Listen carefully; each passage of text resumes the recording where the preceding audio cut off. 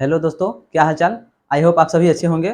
मैं पिछले वीडियो के आगे क्रम में लेकर चलता हूँ। एसएससी जीडी के मैथ के लिए यूनिट डिजिट हम लोग उसमें कंसेप्ट समझे थे और इसमें उस पर आधारित क्वेश्चन को समझेंगे। कुछ क्वेश्चन पिछले वीडियो में हम लोग समझे थे और कुछ क्वेश्चन हम लोग इसमें देखते हैं। आइए देखते हैं।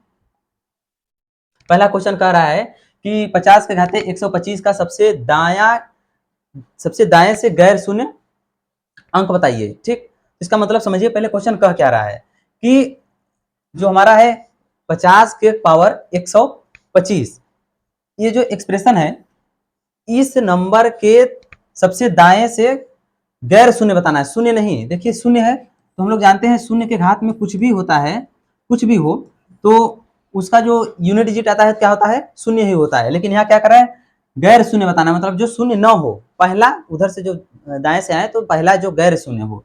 तो ये हम लोग देखते हैं, ये तो समझते हैं पहले। देखिए हमें पूछा है गैर शून्य, 50 के घात में क्या है 125 है, गैर शून्य पूछा है तो हम लोग शून्य से मतलब ही नहीं रखेंगे, कोई मतलब नहीं हमें शून्य से। लेंगे हम 5, 5 का हम लोग देखेंगे क्या 125 घात, इसका जो यूनिट डिजिट होगा, इकाई अंक जो होगा तो वही हमारा होगा गैर शून्य। क्योंकि शून्य को हम लेंगे तो 125 बार तो शून्य शून्य हमारा लास्ट में आएगा 125 बार, और उसके जस्ट बाद हमारा 5 का जो यूनिट डिजिट होगा वही हमारा होगा गैर शून्य। तो देखते हैं हम लोग क्या होता है।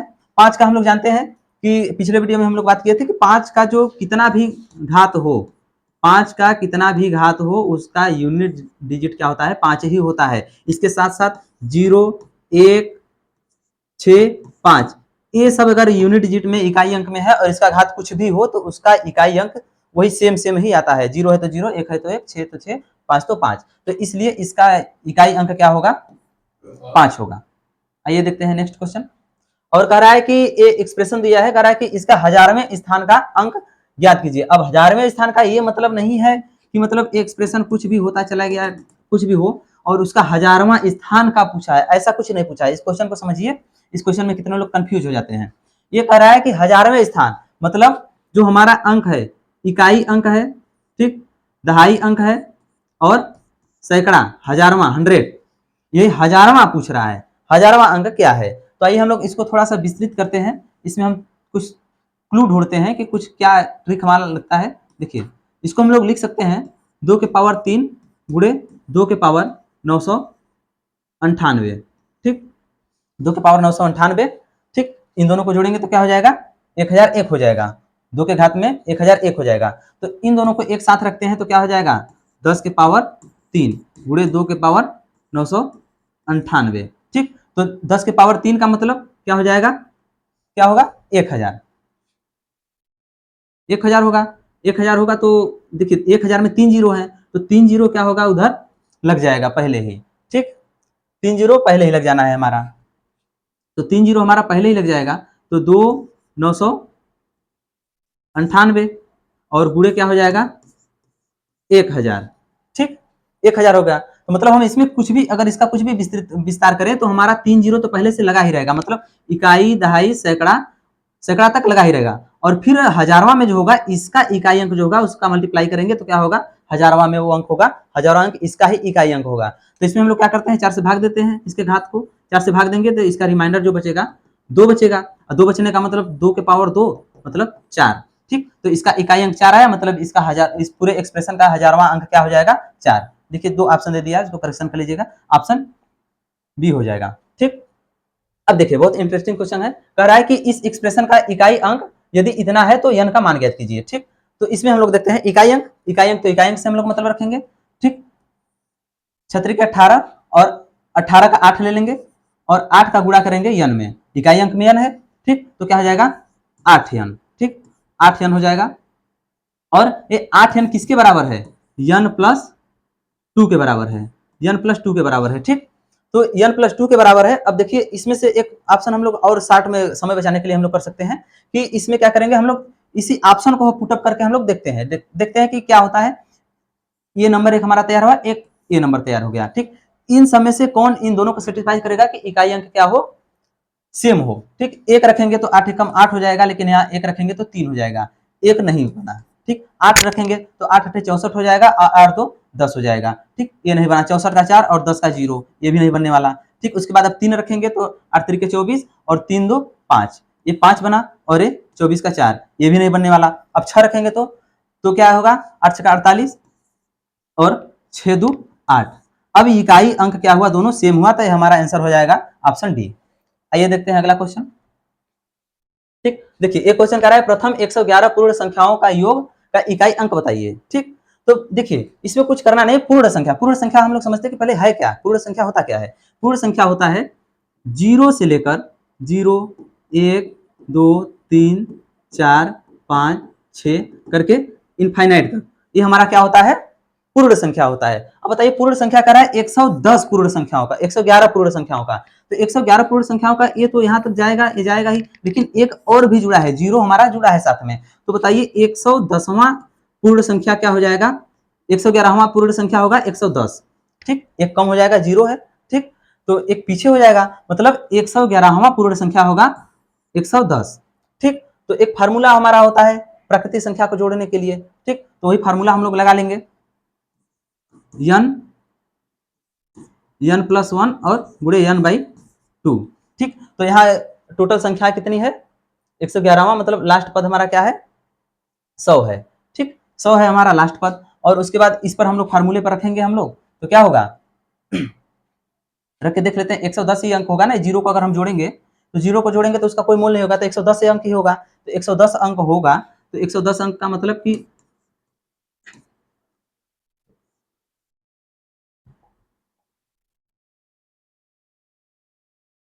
110 अंक। ठीक, 110 अंक है, और उसके बाद क्या हो जाएगा, इसको अगर जोड़ेंगे एक 110 में तो क्या हो जाएगा 111। ठीक, बटे में 2। ठीक, बटे में 2 है, और ये क्या हो जाएगा, इससे अगर इसको काटेंगे तो क्या हो जाएगा 55, और 55 का अब करेंगे 1 में गुणा, इकाई अंक है, इकाई का इकाई में करेंगे, 5 का 1 में हो जाएगा 5। ऑप्शन सी, ऑप्शन सी हमारा यूनिट डिजिट क्या हो गया, 5 हो गया, ऑप्शन सी। आइए हम लोग अगला क्वेश्चन देखते हैं। देखिए ये लिखा है 33 फैक्टोरियल बटे 30 फैक्टोरियल। हम लोग समझते हैं फैक्टोरियल होता क्या है, फैक्टोरियल का मतलब होता है कि प्राकृतिक संख्याओं को क्रमबद्ध रूप से गुणा करना होता है। ठीक, जैसे कि हमारा 5 फैक्टोरियल है, 5 फैक्टोरियल का मतलब ये होता है कि 5 गुणे 4 गुणे 3 गुणे 2 गुणे 1।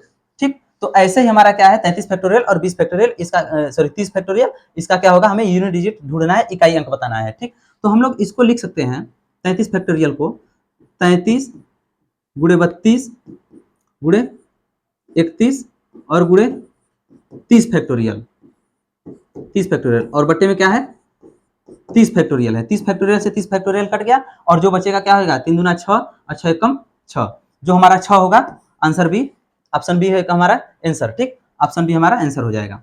ठीक, अगला क्वेश्चन देखते हैं। अगला क्वेश्चन देखिए, थोड़ा सा लेंदी तो लग रहा होगा, लेकिन है इजी, इसको कंसेप्ट के साथ हम लोग क्लियर करते हैं। ठीक ना, देखिए लिखा क्या है, एक बार हम फिर से लिख दे रहे हैं, क्या होगा, 1 के घात में क्या है 1 फैक्टोरियल, प्लस 2 के घात में क्या है 2 फैक्टोरियल, प्लस 3 के घात में क्या है 3 फैक्टोरियल, प्लस 4 के घात में 4 फैक्टोरियल, प्लस 5 के घात में 5 फैक्टोरियल, और प्लस 6 के घात में 6 फैक्टोरियल, प्लस 7 के घात में 7 फैक्टोरियल, और ऐसे ही 8 के घात में 8 फैक्टोरियल है। ठीक, इसको हम लोग देखते हैं, है कुछ भी नहीं, थोड़ा सा हम लोगों को माइंड लगाना पड़ेगा। हम लोग पिछला वीडियो आप लोग देखे होंगे, तो उसमें फैक्टोरियल को अच्छी तरीके से समझाया गया है, और जो दोस्त नहीं देखे होंगे जाकर पिछला वीडियो देख सकते हैं हमारा। ठीक, देखिए इसको अगर हम लोग एक्सप्रेस करेंगे तो क्या मिलेगा, 1 के घात में क्या है 1 फैक्टोरियल, 1 के घात में 1 फैक्टोरियल मतलब कि 1 ही होता है। ठीक, प्लस 2 के घात में 2 फैक्टोरियल मतलब 2 होता है, प्लस 3 के घात में 3 फैक्टोरियल मतलब 6, 6 क्यों, क्योंकि 3 गुणे 2 गुणे 1 फैक्टोरियल का मतलब यही होता है, तो क्या हो जाएगा, इसका 6 हो जाएगा, तो ये 6 है। ठीक, अब 4 के घात में क्या हो जाएगा, वैसे ही क्या होगा, 4 के घात में, 4 के घात में हमारा होगा 24। ठीक, 4 के घात में 24 हो जाएगा, इसमें 4 और जोड़ देंगे, 6 के 24। ठीक, 24 हो जाएगा। ठीक, इसको हम लोग 4 लिख सकते हैं, यूनिट डिजिट लिख सकते हैं। ठीक, अब देखिए, अब 5 के घात में, अब 5 के घात में कुछ भी हो। ठीक, अब आगे हम लोग जब चलेंगे ना, इसमें अब 5 कर दें। ठीक, 5 के घात में 5 फैक्टोरियल हो गया, 5 फैक्टोरियल मतलब 4 पंचे 20। ठीक, हो गया 0। अब 0 का इतने में अगर हम मल्टीप्लाई करेंगे तो यूनिट डिजिट हमारा 0 ही आएगा, इसकी पूरी वैल्यू क्या हो जाएगी, 0 हो जाएगी। ठीक ना, तो फैक्टोरियल में क्या होगा, इसकी पावर 0 हो जाएगा। ठीक, और उसके बाद जीरो होगा तो जीरो हम लोग लिखते हैं या नहीं लिखते हैं, इसको हम लोग डिसाइड करते हैं, क्या होगा, जीरो हो जाएगा। और उसके बाद 6 के घात में अब सभी में अब यहाँ 6 करेंगे मल्टीप्लाई, तो फिर अब तो जीरो ऑलरेडी है ही, तो जीरो करेंगे ये भी, इसको भी जीरो बना देगा, ठीक, 6 हो जाएगा। अब हम लोग जानते हैं कि पावर में अगर जीरो होगा तो उस पर हम लोग क्या रखते हैं, 4 रखते हैं, ठीक। और वैसे ही क्या हो जाएगा, 7 के पावर भी 4 और 8 के पावर भी 4 ही होगा, ठीक। तो आगे हम लोग देखते हैं इसको हम लोग कैसे एक्सप्रेस करेंगे, ठीक। देखिए 1 के पावर 1 है, या देखिए हम लोग अभी पिछले क्वेश्चन में सॉल्व किए कि यदि यूनिट डिजिट क्या हो 0 1 5 6, तो उसका कुछ भी घात हो तो क्या होगा, सेम ही होगा, उसका यूनिट डिजिट सेम होगा। तो 1 है प्लस 2, 2 के घात 2 मतलब 4, और 3 के घात 6 का मतलब 4 से भाग देंगे, 2 हो जाएगा रिमाइंडर, और 3 3 के 9, ठीक। 4 के घात अगर इवन है ऑड है, ये बताया गया है, इवन है तो क्या होगा, ऑड है तो क्या होगा, इवन है तो होगा 6, ये क्या है, सम संख्या है ना, सम संख्या है तो क्या होगा, 6 होगा। देख लीजिए आप लोग, जैसे 4 के घात में 1 है तो ये 4 ही बचेगा यूनिट डिजिट, इकाई अंक। अगर 4 के घात में 2 है तो क्या हो जाएगा, 16 हो जाएगा, इकाई अंक क्या होगा, 6 होगा। तो ये क्या है, 2 से कटने वाला है, 2 से कटने वाला है तो क्या हो जाएगा, ये 6 देगा। अब इसको कुछ भी करें ये सेम देगा, क्योंकि 0 1 5 6 क्या देता है, सेम देता है, कोई भी घात हो, ठीक, ये 6 ही देगा। अब 7,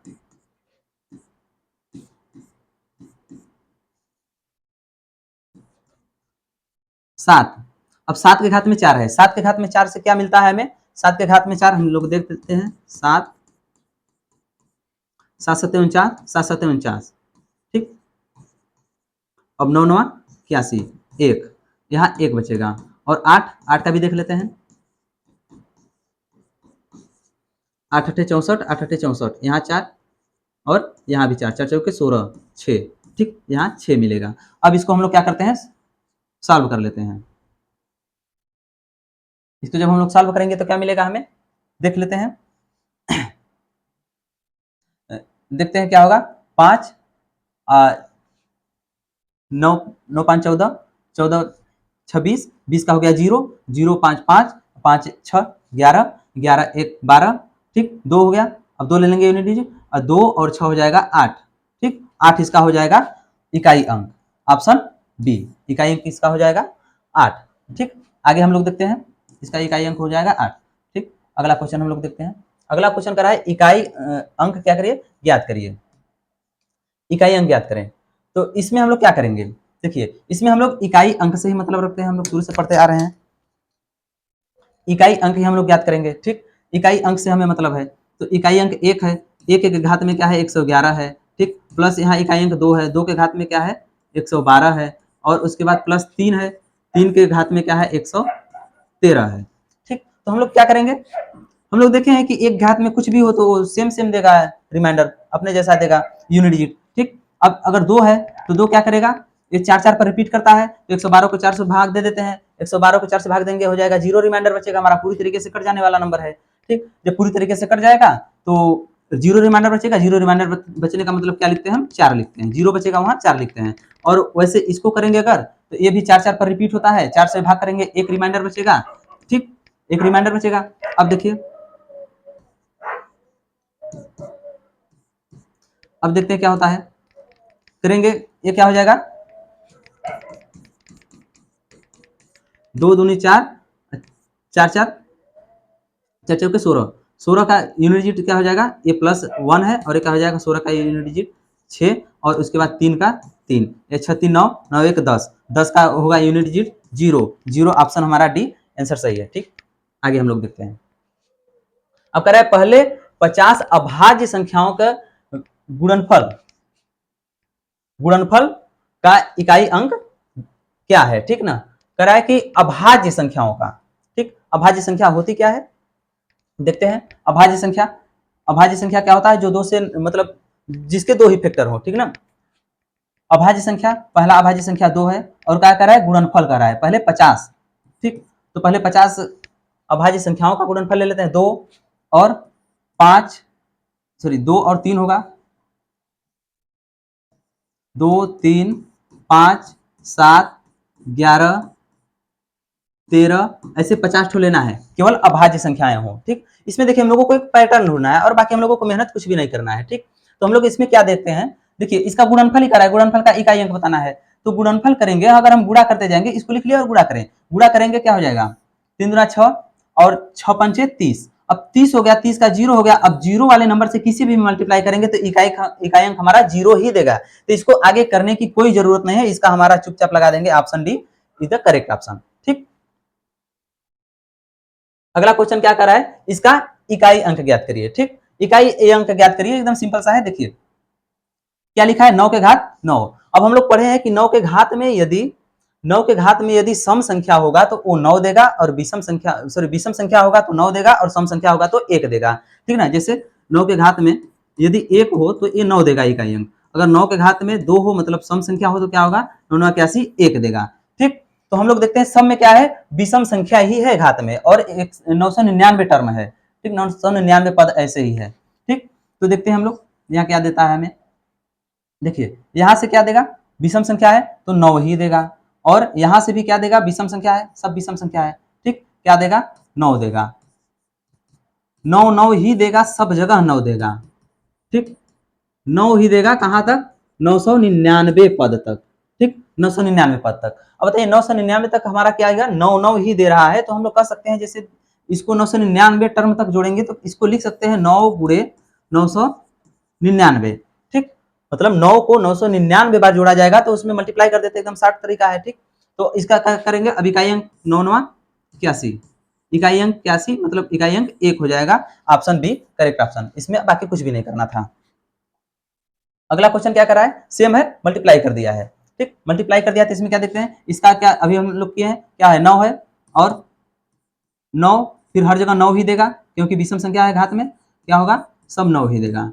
9 देगा कहां तक, 999 टर्म तक करना है। ठीक ना, 999 तक करना है, 999 टर्म तक, तो इसका मतलब क्या है, उसमें जोड़ना था तो 999 से गुणा किए थे, और इसमें अगर मल्टीप्लाई करना है 999 बार तो इसको लिख सकते हैं 9 के घाते में 999। अब 9 के घात में फिर से 999 मिला हमें, ये क्या है, विषम संख्या है, विषम संख्या में हमारा क्या देता है, यूनिट डिजिट 9 देता है, ऑप्शन एक करेक्ट ऑप्शन, इसमें कुछ भी नहीं करना था। ठीक, देखने में बहुत बड़ा है लेकिन क्वेश्चन कुछ भी नहीं है। देखिए कह रहा है कि सभी 4 अंकों की संख्याओं के योग का इकाई अंक ज्ञात करिए। ठीक, 4 अंकों की सभी संख्याओं का, 4 अंकों की सभी संख्याओं के योग का क्या करना है, इकाई अंक ज्ञात करना है। तो इसमें देखिए 4 अंकों की सभी संख्याओं का योग, देखिए एक होता है समांतर श्रेणी। ठीक ना, समांतर श्रेणी में पहले देख लेते हैं 4 अंकों की सभी संख्याओं कितने होती हैं, 4 अंकों की सभी संख्या, एक फार्मूला होता है 4 अंकों की सबसे बड़ी संख्या और 4 अंकों की सबसे छोटी संख्या, इसको घटा देंगे हम लोग, घटाएंगे तो क्या मिलेगा,